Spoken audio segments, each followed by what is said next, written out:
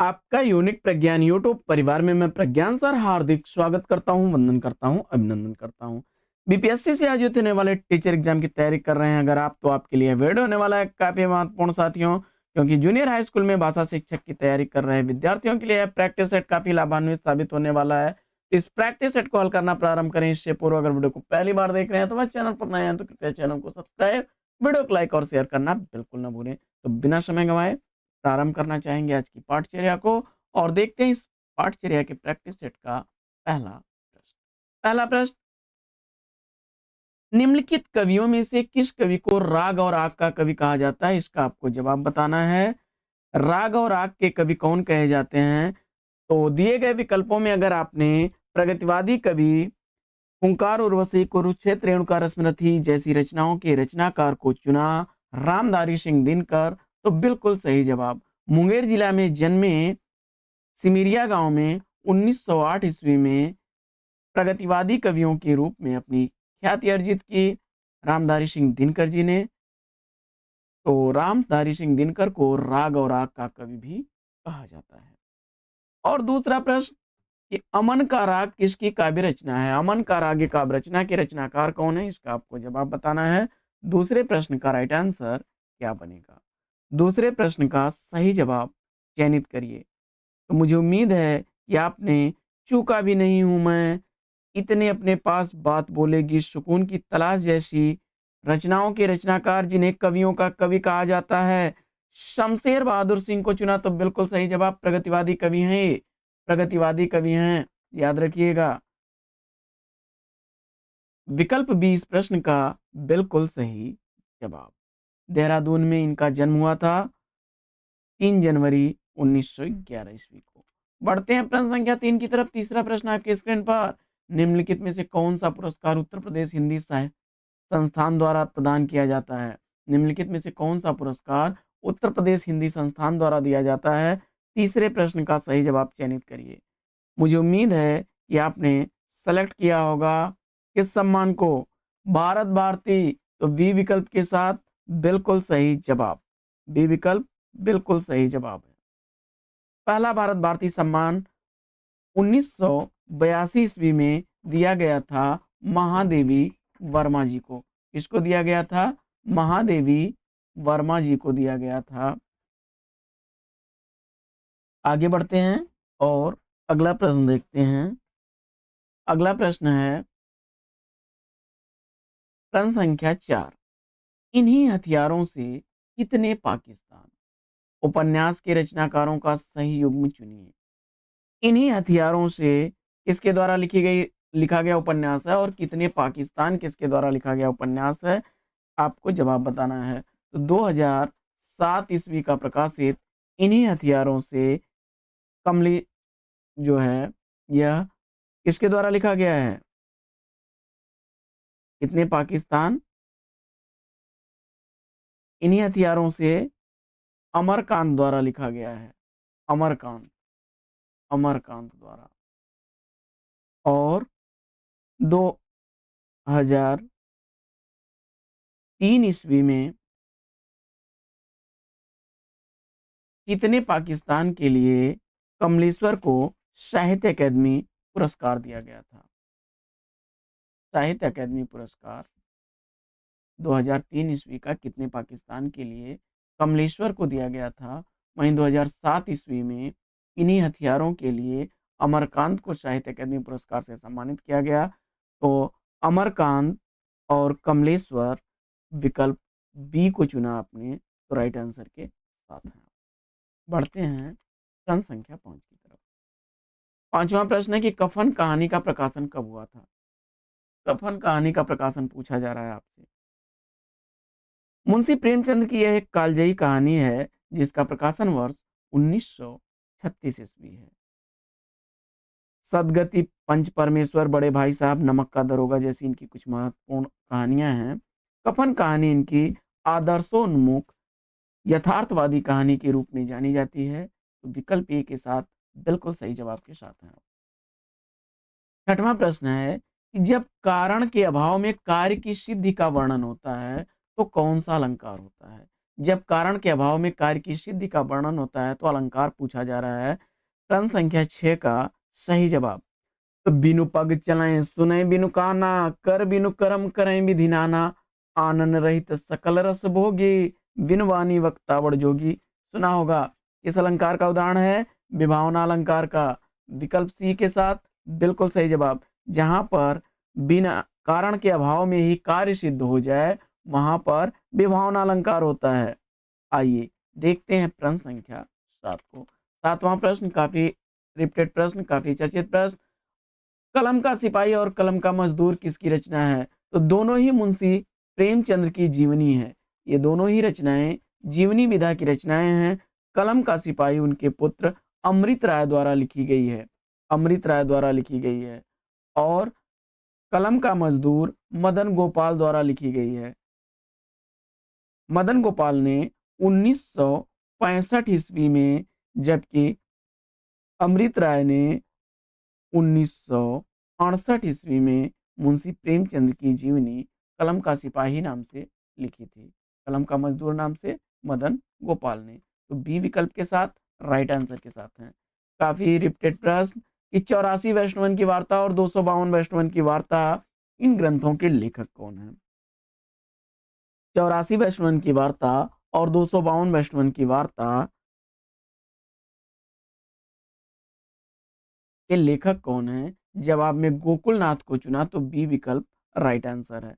देखिए 84 वैष्णवन की वार्ता में जो है वल्लभाचार्य के शिष्यों का, 84 शिष्यों का, वहीं 252 शिष्यों का वर्णन, विठलनाथ के शिष्यों का वर्णन गोकुलनाथ ने 84 वैष्णवन की वार्ता और 252 वैष्णवन की वार्ता शीर्षक से की है। इन दोनों ही ग्रंथों में अष्टयाप के कवियों का भी उल्लेख देखने को मिलता है आपको। आगे बढ़ते हैं और काफी रिपीटेड प्रश्न। उदयभान चरित किसकी रचना है जो खड़ी बोली गद्य में लिखी गई है?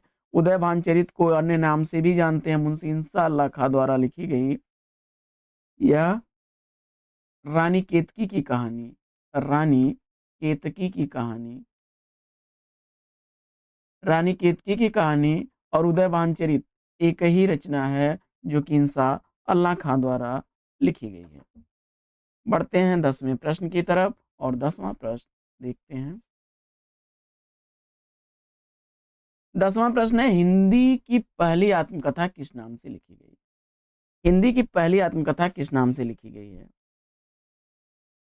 तो ध्यान दीजिएगा कि अर्ध कथानक नाम से हिंदी की पहली आत्मकथा लिखी थी, जो कि पद्यात्मक आत्मकथा है और 1641 ईस्वी में लिखी गई है। बनारसी दास जैन की आत्मकथा है। बनारसी दास जैन द्वारा लिखी गई है। तो विकल्प सी अर्धकथानक को चुना तो राइट आंसर के साथ है। बढ़ते हैं आगे और देखते हैं 11वां प्रश्न कि हिंदी में केवल 6 निबंध लिख करके ही निम्नलिखित में से किस लेखक ने हिंदी जगत में ख्याति अर्जित की है? तो कुल 6 निबंधों को लिख करके द्विवेदी युग के रचनाकार सरदार अध्यापक पूर्ण सिंह को चुना आपने, तो बी विकल्प चुन करके इस प्रश्न का बिल्कुल सही जवाब है। अगला प्रश्न, निम्नलिखित में से एक कृति किसी प्रसिद्ध साहित्यकार के जीवन पर आधारित उपन्यासात्मक जीवनी है? इसका आपको जवाब बताना है।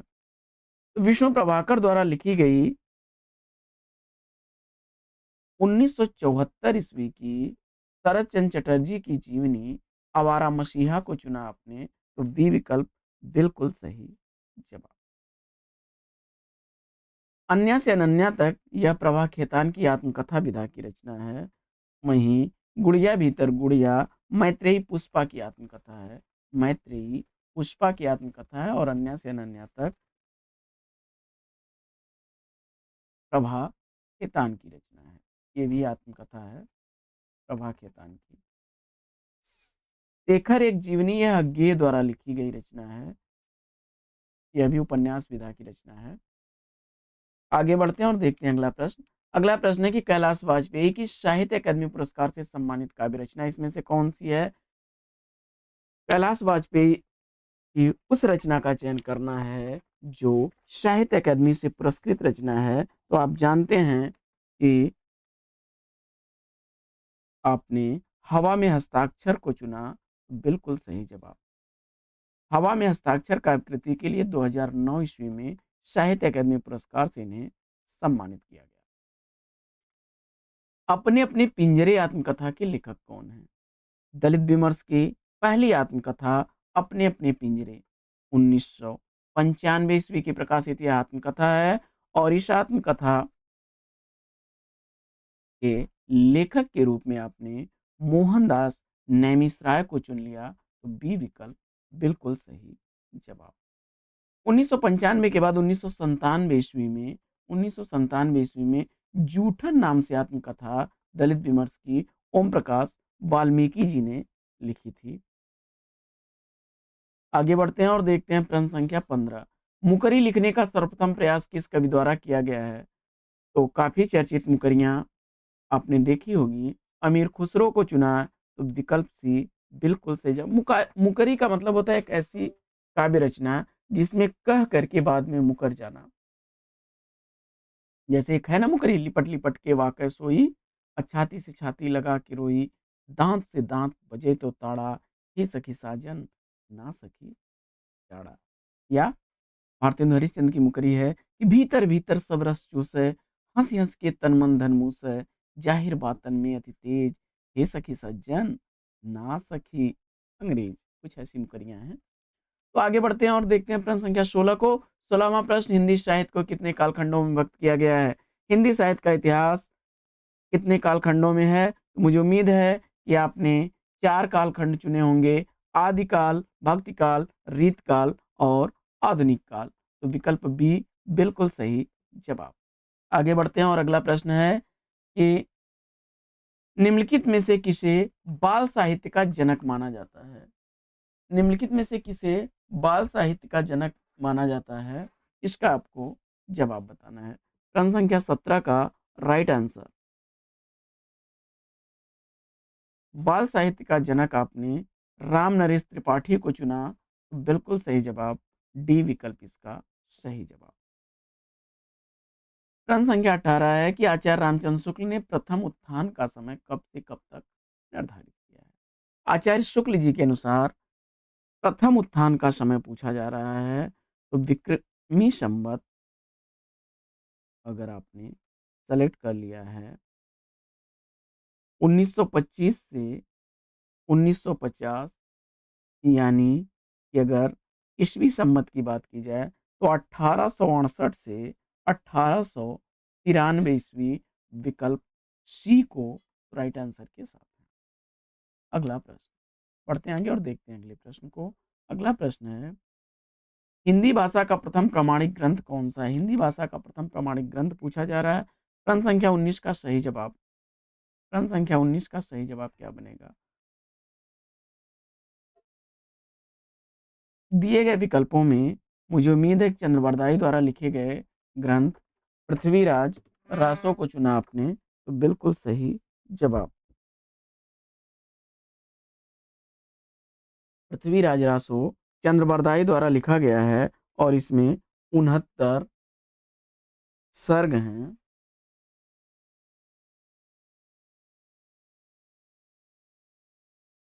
सी विकल्प के साथ राइट आंसर के साथ है। अगला प्रश्न, सूर सागर किसके द्वारा लिखी गई रचना है? इसका आपको जवाब बताना है। और सागर लहरी सरावली, सूर सागर सूर सरावली साहित्य लहरी, ये अष्टछाप के कवि सूरदास को चुना आपने, तो डी विकल्प राइट आंसर है। अगला प्रश्न है, तुलसीदास की भक्ति भावना किस प्रकार की थी? तुलसीदास की भक्त भावना किस प्रकार की थी? तो उनकी भावना जो है स्वयं सेवक और स्वामी के रूप में उन्होंने दास्य भाव की चुनी है। सखा भाव की जो है यह सूरदास की भक्ति भावना थी, वहीं दास्य भाव की भक्ति भावना तुलसीदास की है, विकल्प ए राइट आंसर। अगला प्रश्न है कि तुलसीदास द्वारा रचित रामचरितमानस में कांड कितने हैं? क्रम संख्या 22 का सही जवाब, क्रम संख्या 22 का राइट आंसर क्या बनेगा? रामचरितमानस में आपने 7 कांड सेलेक्ट किए हैं, तो 7 कांड में से कौन सा कांड इसमें से है? तो दिए गए विकल्पों में केवल अरण्य कांड ही रामचरितमानस में है, ना तो सीता कांड है, ना लंकेश कांड है, ना ही वानर कांड है। बल्कि उसकी जो 7 कांड हैं वो कुछ इस प्रकार हैं। पहला बाल कांड, याद करिएगा बचपन से बाल कांड। फिर वे अयोध्या में आते हैं, अयोध्या कांड। अयोध्या से वे जंगल जाते हैं, अरण्य कांड। और अरण्य कांड के बाद पत्नी के खो जाने पर वे किष्किंधा पहुंचते हैं, किष्किंधा कांड हो जाता है। इसके बाद सीता की खोज होती है, उसके बाद फिर युद्ध होता है लंका कांड में और वापसी होती है। इसके बाद उत्तर कांड है। इस तरह से 7 कांड हैं। आगे बढ़ते हैं। और गोस्वामी तुलसीदास का निधन वाराणसी के किस घाट पर हुआ था? इसका आपको जवाब बताना है। तो संबत 1680 अस्सी गंग के तीर, श्रावण शुक्ला सप्तमी, तुलसी तजो शरीर। 80 घाट अगर आपने चुना है तो बी विकल्प बिल्कुल सही जवाब के साथ हैं आप। संबत 1680 में तुलसीदास ने वाराणसी के 80 घाट पर अपना देह त्याग किया था, तो बी विकल्प के साथ राइट आंसर के साथ हैं। सूफी संतों की शैली पूछा जा रहा है, कैसी है? सूफी संतों की शैली जो है वह कौन सी है? मसनवी शैली, विकल्प बी को चुना सही जवाब के साथ है। प्रश्न संख्या 25 है कि कौन सी रचना तुलसीदास जी की नहीं है? 25वें प्रश्न का सही जवाब चयनित करिए। तो दोहावली, रामचरितमानस, गीतावली, ये सब रचनाएं तुलसीदास की हैं। जबकि यह काव्य संग्रह यामा जो है यह किसका है? महादेवी वर्मा जी का है। महादेवी वर्मा द्वारा लिखा गया है। तो डी विकल्प के साथ राइट आंसर के साथ है। प्रश्न संख्या 26। 26वां प्रश्न है कि भक्तमाल के रचनाकार कौन है? भक्तमाल का रचनाकार पूछा जा रहा है आपसे। प्रश्न संख्या 27 का सही जवाब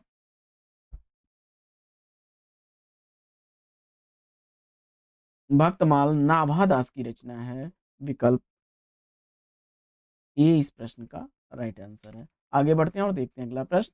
अगला प्रश्न है मैथिली शरण गुप्त की यशोधरा किस विधा की रचना है? इसका आपको जवाब बताना है। तो आप जानते हैं यशोधरा जो है गद्य पद मिश्रित रचना है। चंपू काव्य के रूप में आपने चुना, तो बी विकल्प बिल्कुल सही जवाब। आगे बढ़ते हैं और अगला प्रश्न, भारत भारती कृति का रचनाकार। तो भारत भारती रचना का प्रकाशन वर्ष 1914 ईस्वी है, जो 1912-13 ईस्वी में लिखी गई रचना है। और यह मैथिली शरण गुप्त की रचना है। विकल्प ए इस प्रश्न का राइट आंसर है। अगला प्रश्न है कि प्रकृति का सुकुमार कवि किसे कहा जाता है? प्रकृति के सुकुमार कवि के रूप में आपने किसको चुना?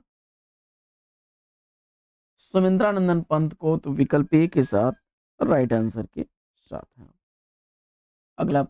अगला प्रश्न है कि जूही की कली कविता के कवि कौन है? यानी जूही की कली कविता किसके द्वारा लिखी गई है? तो राम की शक्ति पूजा, सरोज स्मृति, कुकुरमुत्ता जैसी रचनाओं के रचनाकार सूर्यकांत त्रिपाठी निराला को चुना आपने। तो बिल्कुल सही जवाब विकल्प ए। इसी रचना को महावीर प्रसाद द्विवेदी ने सरस्वती में छापने से मना कर दिया था, इसे अश्लील का करके।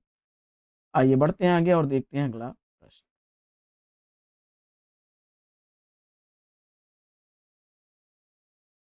अगला प्रश्न है कि कनुप्रिया के रचनाकार कौन है? कनुप्रिया तो ठंडा लोहा, अंधा युग, सात गीत वर्ष और देशांतर जैसी रचनाओं के रचनाकार धर्मवीर भारती को चुन करके इस प्रश्न का सही जवाब दिया है। विकल्प 20 प्रश्न का राइट आंसर है। आगे बढ़ते हैं और देखते हैं अगला प्रश्न। प्रश्न संख्या 32। 32वां प्रश्न, वीरों का कैसा हो वसंत कविता की रचनाकार पूछा जा रहा है। प्रश्न संख्या 32 का सही जवाब चयनित करिए। और इस प्रश्न का राइट आंसर, मुझे उम्मीद है कि आपने किसको चुना? सुभद्रा कुमारी चौहान को। तो राइट आंसर है सुभद्रा कुमारी चौहान। विकल्प 20 प्रश्न का सही जवाब है। निहालपुर प्रयाग में जन्मी थी, जिनकी प्रमुख काव्य रचनाओं में त्रिधारा और मुकुल काफी चर्चित रचनाएं हैं। अगला प्रश्न, वह तोड़ती पत्थर देखा मैंने उसे इलाहाबाद के पथ पर, यह पंक्ति किसकी है? प्रश्न संख्या 33 का सही जवाब चयनित करिए। और इस प्रश्न का सही उत्तर छायावादी कवि सूर्यकांत त्रिपाठी निराला को चुन लिया आपने, राइट आंसर है विकल्प सी। अगला प्रश्न, हिंदी साहित्य और संवेदना का विकास किसकी रचना है? काफी चर्चित रचना। और इस प्रश्न का जवाब राम स्वरूप चतुर्वेदी जी को चुना आपने, तो राइट आंसर है। इसमें से राम स्वरूप चतुर्वेदी जी नहीं है, विकल्प डी चुन करके राइट आंसर दिया है। राम स्वरूप चतुर्वेदी जी की रचना है। अगला प्रश्न है कि चिंतामणि किसका निबंध संग्रह है? प्रश्न संख्या 35 का सही जवाब चयनित करिए। चिंतामणि निबंध संग्रह किसके द्वारा लिखा गया है? तो चिंतामणि आचार्य रामचंद्र शुक्ल जी का निबंध संग्रह है, जिसका संपादन पहले भाग का तो आचार्य शुक्ल जी ने किया था, दूसरे भाग का संपादन विश्वनाथ प्रसाद मिश्र ने किया था। 4 भागों में विभक्त है। दूसरा प्रकाशन विश्वनाथ प्रसाद मिश्र ने किया था। वहीं तीसरे भाग का संपादन कभी कभी पूछ लेता है संपादक, तो नामवर सिंह ने किया था। वहीं चौथे भाग का संपादन कुसुम चतुर्वेदी और ओम प्रकाश सिंह ने किया था। कुसुम चतुर्वेदी और ओम प्रकाश ने किया था। तो विकल्प सी के साथ राइट आंसर के साथ हैं आप। अगला प्रश्न है कि हिंदी में रिपोर्टाज विधा का जनक किसे माना जाता है? 1938 ईस्वी में लक्ष्मीपुरा रचना से हिंदी में रिपोर्टाज लेखन का प्रारंभ माना जाता है, जिसके जनक हैं शिवदान सिंह चौहान, विकल्प सी राइट आंसर। अगला प्रश्न, प्रश्न संख्या 37, साहित्य आत्म अभिव्यक्ति जीवन की अभिव्यक्ति है, यह कथन किस विद्वान का है? साहित्य आत्म अभिव्यक्ति जीवन की अभिव्यक्ति है, यह कथन पूछा जा रहा है, किसका है? प्रश्न संख्या 37 का सही जवाब, मुझे उम्मीद है कि आपने प्रेमचंद्र साहित्य को जीवन की आलोचना मानते हैं, और जवाब में नगेंद्र को चुना, तो राइट आंसर है विकल्प डी। अगला प्रश्न है कि मर्यादा और टुडे के संपादक पूछा जा रहा है। मर्यादा पत्रिका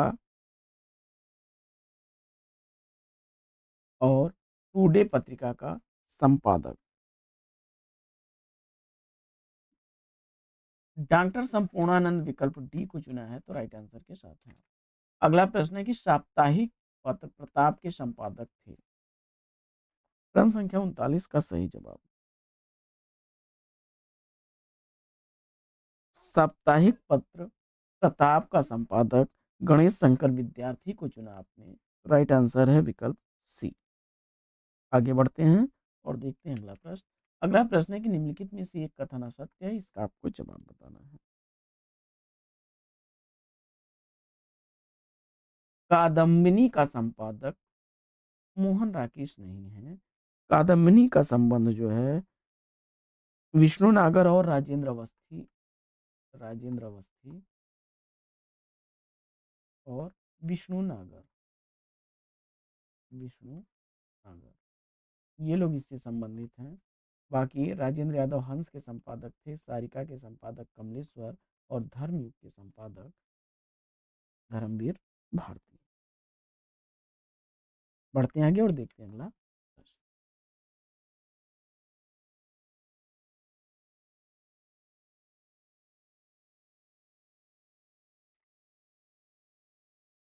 प्रश्न संख्या 41, मतवाला पत्रिका के स्थायी स्तंभ चाबुक में निराला जी अपनी रचना किस नाम से लिखते थे? जवाब में आपने, मुझे उम्मीद है कि आपने सेलेक्ट किया होगा किसको? गरगज सिंह वर्मा, विकल्प ए इस प्रश्न का राइट आंसर है। अगला प्रश्न है कि नाक का बाल होना मुहावरे का अर्थ क्या होगा? नाक का बाल होना मुहावरे का अर्थ आपने अत्यंत प्रिय होना, विकल्प बी को चुना, तो राइट आंसर है आपका। अगला प्रश्न है कि जिसमें छंद नपे तुले और परिभाषित नियमों के अनुसार हो, क्या कहलाता है? प्रश्न संख्या 43 का सही जवाब, उसे पद्य काव्य कहते हैं, बी विकल्प के साथ राइट आंसर है। अगला प्रश्न है कि जिसमें किसी कथा का वर्णन गद्य में किया गया हो, उसे क्या कहते हैं? प्रश्न संख्या 44 का सही जवाब, गद्य काव्य चुन करके राइट आंसर दिया है आपने। अगला प्रश्न है कि प्रथम विश्व हिंदी सम्मेलन किस वर्ष और कहां पर आयोजित हुआ? तो जवाब में 1975 ईस्वी नागपुर को चुन लिया आपने, तो वी विकल्प के साथ राइट आंसर के साथ हैं। अगला प्रश्न है कि गयल भयल आदि किस बोली की किस तरह की क्रियाएं हैं? तो यह भूतकालिक क्रियाएं हैं भोजपुरी की। विकल्प ए इस प्रश्न का राइट आंसर। अगला प्रश्न है कि निम्नलिखित में से कौन सी बोली उत्तर प्रदेश में बोली जाती है? प्रश्न संख्या 47 का सही जवाब, अगर आपने सेलेक्ट कर लिया है किसको,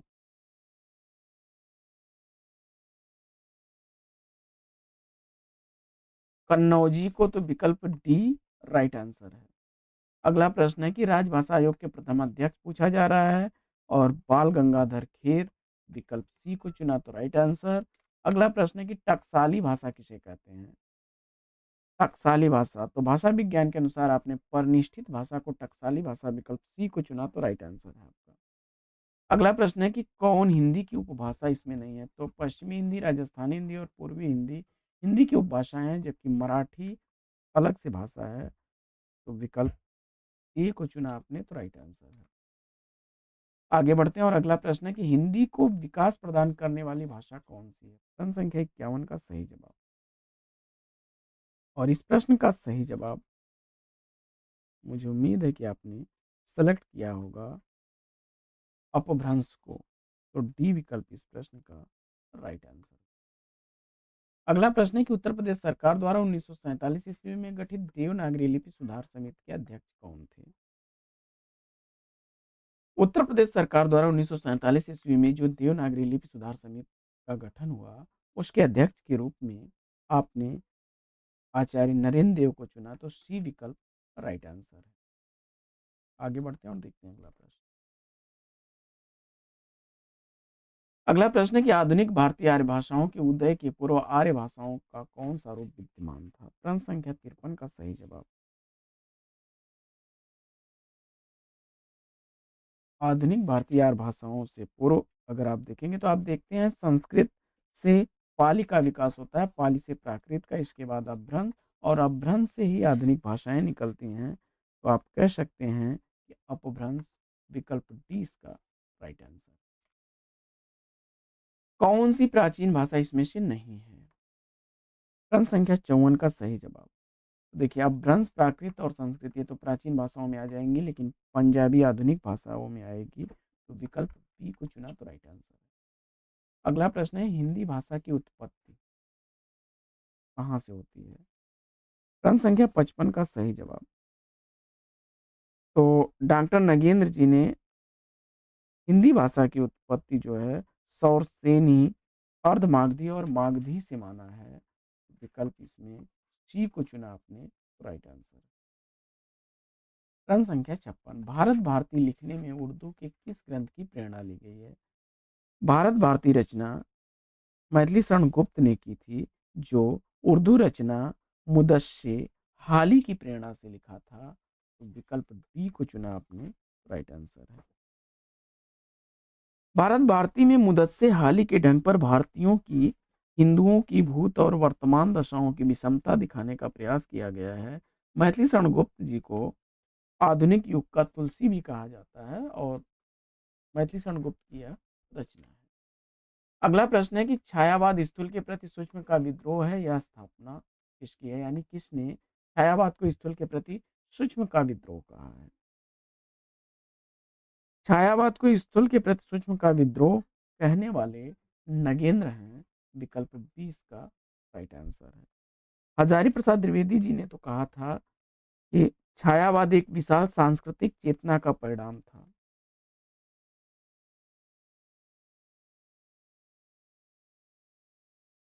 आगे बढ़ते हैं और देखते हैं अगला प्रश्न।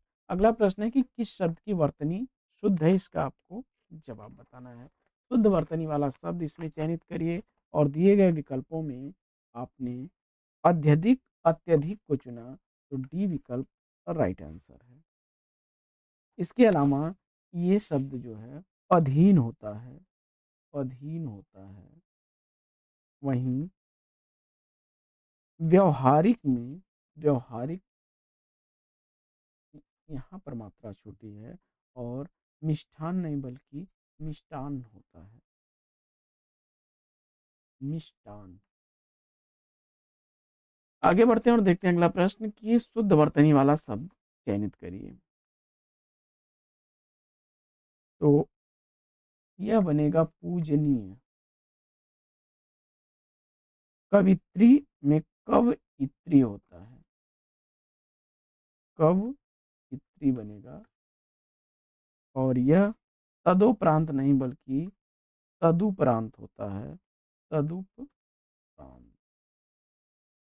अंत्याक्षरी तो इसमें सही है, विकल्प ए राइट आंसर हो जाएगा।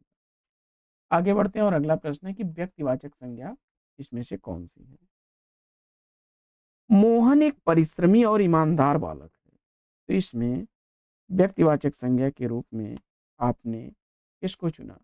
मोहन को। तो राइट आंसर के साथ है। अगला प्रश्न है कि भाषा विज्ञान की दृष्टि से ऊ किस प्रकार का स्वर है?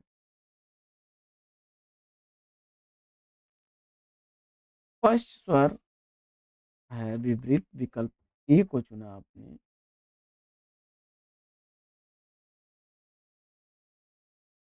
ठीक है, क्षमा करें, यह स्पष्ट स्वर है लेकिन समृद्ध है, स्पष्ट स्वर है लेकिन समृद्ध स्वर है। तो विकल्प इसमें आपका बनेगा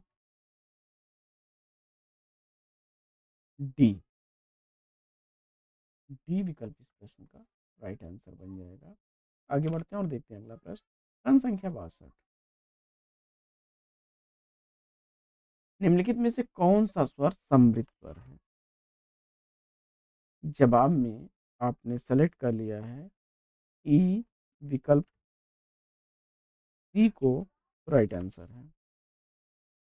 अगला प्रश्न, विद्यार्थी का सही संधि विच्छेद क्या बनेगा? विद्याधन अर्थी विद्यार्थी, विद्याधन अर्थी विद्यार्थी, विकल्प बी को चुना तो राइट आंसर है, दीर्घ संधि का उदाहरण है। आगे बढ़ते हैं और देखते हैं अगला प्रश्न। सावधान का संधि विच्छेद पूछा जा रहा है। प्रश्न संख्या 64 का सही जवाब, सावधान का संधि विच्छेद क्या बनेगा? और इस प्रश्न का जवाब आपने सेलेक्ट कर लिया सधन अवधान, सावधान, विकल्प डी को राइट आंसर है, यह भी दीर्घ संधि का उदाहरण है। आगे बढ़ते हैं और अगला प्रश्न है कि शिक्षक ने पाठ पढ़ाया किस कारक का प्रयोग हुआ है? तो इसमें कर्ता कारक, शिक्षक ने, कर्ता कारक, विकल्प बी को चुना तो राइट आंसर है। अगला प्रश्न है कि किस शब्द में उत उपसर्ग का प्रयुक्त नहीं किया गया है? प्रश्न संख्या 66 में अत्यधिक में अति उपसर्ग लगा हुआ है, अति धन अधिक, तो विकल्प सी इसका राइट आंसर हो जाएगा। जबकि उत्कर्ष उद्गम उत्तम में उत उपसर्ग लगा हुआ है। अगला प्रश्न है कि निसहाय में प्रयुक्त उपसर्ग पूछा जा रहा है। प्रश्न संख्या 67 में निह अगर सेलेक्ट किया आपने तो राइट आंसर है विकल्प ए। अगला प्रश्न है कि वट पीपल का लेखक पूछा जा रहा है, किसकी रचना है? वट पीपल काफी चर्चित रचना है और यह निबंध संग्रह 1961 ईस्वी में प्रकाशित हुआ था, जिसके लेखक कौन है? अर्धनारीश्वर, रेती के फूल, उजली आग जैसी रचनाओं के रचनाकार रामधारी सिंह दिनकर को चुना। सी विकल्प बिल्कुल सही जवाब। अगला प्रश्न, निम्नलिखित में से कौन सी सकर्मक क्रिया का उदाहरण है? इसका आपको जवाब बताना है। वह अपना सिर खुजलाता है, यह सकर्मक वाक्य है, विकल्प डी राइट आंसर है। अगला प्रश्न, इनमें से कौन वैष्णव भक्ति का आचार्य नहीं है?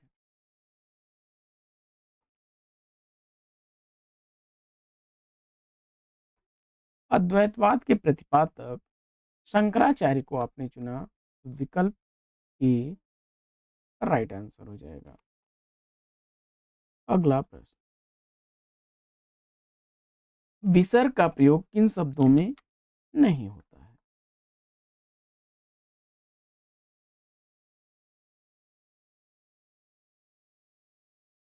तो जवाब में आपने तद्भव शब्द भंडार में अगर सेलेक्ट कर लिया तो बिल्कुल सही जवाब। तत्सम में अक्सर विसर्ग प्रयुक्त होता है साथियों। आगे, अश्व का पर्यायवाची शब्द इसमें से कौन सा नहीं है? तो इसमें है घोटक और घोड़ा अश्व का पर्याय है। कटक अगर आपने चुना तो बिल्कुल सही जवाब। इसका अर्थ होता है सेना, यानी यह सेना का पर्यायवाची है। अगला प्रश्न है कि छंद पढ़ते समय आने वाले विराम चिन्ह को क्या कहते हैं? छंदों को पढ़ते समय जो विराम होता है वही छंद शास्त्र में यति या विश्राम कहलाती है। तो विकल्प बी इसका राइट आंसर है। अगला काफी बार रिपीटेड प्रश्न है कि अराति सैन्य सिंधु में सुवाड़ अग्नि से चलो, प्रवीर हो जई बनो बढ़े चलो। इसमें गण पूछा जा रहा है, कौन सा गण है? तो आप यह पंचमाक्षर वर्णित छंद का उदाहरण है और इसमें आपने सेलेक्ट कर लिया जगण, जगण के बाद रगण, रगण के बाद फिर जगण, जगण के बाद रगण और उसके बाद जगण और फिर गुरु। विकल्प ए राइट आंसर। अगला प्रश्न,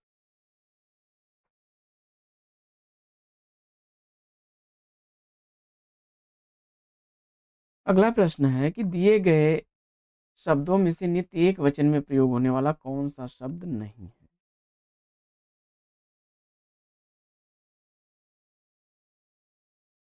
और मुझे उम्मीद है कि इस प्रश्न का जवाब हस्ताक्षर को चुना आपने, सी विकल्प राइट आंसर हो जाएगा। यह हमेशा बहुवचन में आंसू, हस्ताक्षर, लोग, प्राण, दर्शन, समाचार, ये लोग, ये सब बहुवचन में प्रयुक्त होते हैं। जबकि जनता, घी, पेट्रोल, पानी, आकाश, ये सब एक वचन में प्रयोग होने वाले शब्द हैं। अगला प्रश्न है कि पराधीन जो जन नहीं स्वर्ग नरकता हेतु, पराधीन जो जन नहीं स्वर्ग नरकता हेतु, अलंकार पूछा जा रहा है इसमें। तो यहाँ पर अगर आपने सेलेक्ट कर लिया है, देखिए लाटा अनुप्रास का उदाहरण है यह। विकल्प ए को चुना आपने, बिल्कुल सही जवाब लाटा अनुप्रास। अगला प्रश्न, अगला प्रश्न है कि प्रयोग के आधार पर क्रिया विशेषण का भेद पूछा जा रहा है। तो प्रयोग के आधार पर साधारण, संयोजक और अनुबद्ध क्रिया विशेषण होता है। तीन विकल्प को चुना आपने, डी को राइट आंसर है। अगला प्रश्न है कि किस भाव की परिपक्व अवस्था को रस कहते हैं? तो अस्थाई भाव की परिपक्व अवस्था रस कहलाती है। विकल्प डी इसका राइट आंसर है। अगला प्रश्न, जिस वाक्य में कर्ता की प्रधानता होती है, लिंग वचन प्रायः कर्ता के अनुसार होते हैं, वे वाक्य क्या कहलाते हैं? लिंग वचन प्रायः कर्ता के अनुसार जब चलेंगे तो वह कर्तवाच्य बनेगा। विकल्प बी को चुना आपने तो राइट आंसर है। अगला प्रश्न, दिए गए विकल्पों में से कौन सा विकल्प अंगना शब्द का समानार्थी है? अंगना स्त्री शब्द का पर्यायवाची है। विकल्प ए को चुना तो राइट आंसर के साथ है। तो साथियों, आज का यह प्रैक्टिस सेट लेगा यहीं पर विराम। वीडियो कैसा लगा कमेंट्स करके जरूर बताइए। आज की इस पाठचर्या में लें आपसे विदा। उससे पूर्व अगर वीडियो को पहली बार देख रहे हैं तो चैनल पर नए हैं तो कृपया चैनल को सब्सक्राइब, वीडियो को लाइक और शेयर करना बिल्कुल ना भूलें। तो बिना समय गंवाए प्रारंभ, तो साथियों फिर मिलते हैं आपसे अगले वीडियो में एक नए प्रश्न, एक नए टॉपिक, एक नए अंदाज में। तब तक के लिए लेंगे आपसे विदा। Best wishes, best of luck, जय हिंद।